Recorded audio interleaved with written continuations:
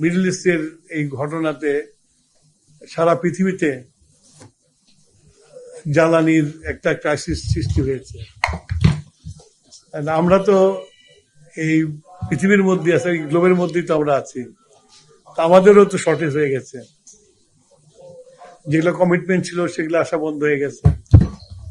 তো স্বাভাবিকভাবে ওদের সাথে আলোচনা করলাম আমরা যে তারা আমাদেরকে এই ক্রাইসিস মুভমেন্টে আমাদের কি কোঅপারেশন করতে পারে। দুই অ্যাম্বাসাডারকে একই কথা বলছে এবং যে অ্যাসিস্ট্যান্ট সেক্রেটারি আসছে তাকে বলছে যে আপনারা আমাদেরকে এই মানে একটা লং টার্ম আমরা আপনাদের সাথে যেতে চাই, আর দুইটা হলো যে এখন যে ক্রাইসিস পিরিয়ডে আমাদেরকে সাপোর্টের জন্য আমরা রিকোয়েস্ট করেছি। তারা বলছে তারা এটা কথা বলে আমাদের জানাবে। তাদের হেড অফিসে মানে ক্যাপিটালে জ্বালানি নিয়ে আমরা রিভিউ করলাম। এটা তো সারা পৃথিবীর সমস্যা হয়ে গেছে। তো আমরা যতটুকু আমাদের যেটা আছে সেটা নিয়ে আমরা কিভাবে সাশ্রয় করে চালাতে পারি সেই জিনিসগুলো আমরা আলোচনা করলাম এবং আমার মনে হয় যে আমাদের মন্ত্রণালয় একটা প্রেস রিলিজ বের হবে এই ব্যাপারে। বিকল্প কি আছে? আমার হাতে যা আছে সেটাকে সাশ্রয়ীভাবে ব্যয় করতে হবে যতক্ষণ পর্যন্ত আমার সাপ্লাই লাইন ঠিক না হবে। যেটা আছে সেটাকে সাশ্রয় করে আমরা চালানোর চেষ্টা করছি। যুদ্ধ যতদিন থাকবে ততদিন তো এই ক্রাইসিস থাকবে। তারপরেও আমরা যাতে ঘুরে তুলে আনানো যায় যেসব সোর্স আছে সেটা ট্যাপ করছি। আমরা স্পট পারচেজে গেছি, স্পট পারচেজ সেরকম রেসপন্স পাচ্ছি না। আমরা সব মিলিয়ে এটা যুদ্ধ তো ক্রাইসিস, তো আমরা বলতে পারো যে আমরা ক্রাইসিস ম্যানেজমেন্ট করছি এখন তোমাদের কলিগ যদি জিজ্ঞাসা আমরা কি অন্ধকারে দিয়ে যাচ্ছি, যখন পৃথিবীতে যখন এরকম ক্রাইসিস থাকে, এই ক্রাইসিস তো আমার একলার না, এই ক্রাইসিস শুধু বাংলাদেশের না, এই ক্রাইসিস ইন্ডিয়ারও আছে, পাকিস্তানেও আছে, সব জায়গায় আছে। সবাই ফোন নিয়ে মার্কেটে ঘুরতেছে এগুলো কেনার জন্য। তো অন্ধকারে যাবো না আলোতে থাকবো এইটা কমেন্ট করা তো আমার জন্য সম্ভব না। আমরা চেষ্টা করছি যাতে কোনো ডিজাস্টার না হয় সেটা চেষ্টা করছি। আমি তো বারে বারে একটা কথা বলছি, আমার হাতে যা আছে সেটাকে আমরা সাশ্রয়ভাবে ব্যবহার করে মানুষের কমফোর্টটা দিতে চাই। এভরিথিং একটা সাথে একটা ইন্টারকানেক্টেড। কারণ আমার মুখ দিয়ে যদি বসায় দিয়ে কথা নিতে চাও তাহলে আমি তো বলতে রাজি না। তুমি you are a very intelligent person, you understand যখন এরকম ক্রাইসিস হয় তখন কি হতে পারে, তাই না? সেটাই আমি তোমাকে বলতেছি, you are a very intelligent person, you understand. এরকম সব জায়গায় চেষ্টা করতেছে। মার্চের পরে আমাদের যেসব কমিটমেন্ট গুলো আছে ওগুলো যদি ঠিক হয়ে যায় চলে আসে তাহলে থাকবে না। ইনফ্যাক্ট আমাদের ক্রাইসিস থাকবে হলো ঈদের ছুটি পর্যন্ত। ঈদের ছুটি পর্যন্ত যেটা আছে এটা যদি ম্যানেজ দিতে পারি আমরা ঠিক মতো সাশ্রয় করে, তাহলে তো ছুটির পরে সব বন্ধ হয়ে যাবে, আমার ডিমান্ড কমে যাবে। তুমি যেটা অন্ধকার বলছো তো ডিমান্ড কমে যাবে, আশা করি অন্ধকার থাকবে না।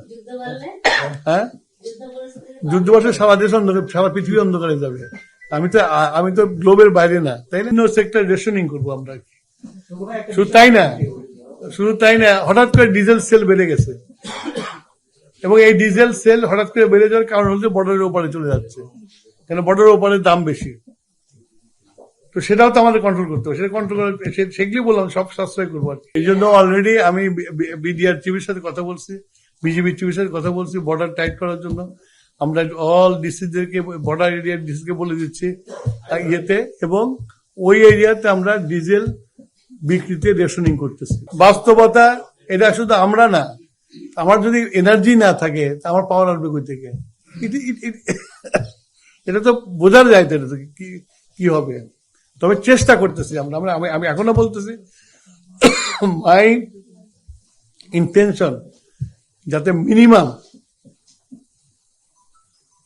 দিতে পারি এটার জন্য চেষ্টা করছি।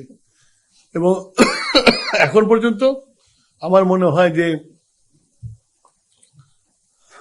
খুব একটা বেশি হবে না। এখন পর্যন্ত আজ পর্যন্ত যে রিভিউ করছি আমি তাতে মনে হয়েছে খুব একটা বেশি কিছু হবে না। অসহনীয় হবে না আর কি, সহনীয় থাকবে। জ্বালানি না থাকলে বিদ্যুৎ দিয়ে তো প্রডিউস করা সম্ভব না আমার তো। জ্বালানি তো শর্টেজে পড়ে গেছে। আমি আমার যা স্টক আছে জানে তো, বলছে তো কি কি স্টক আছে।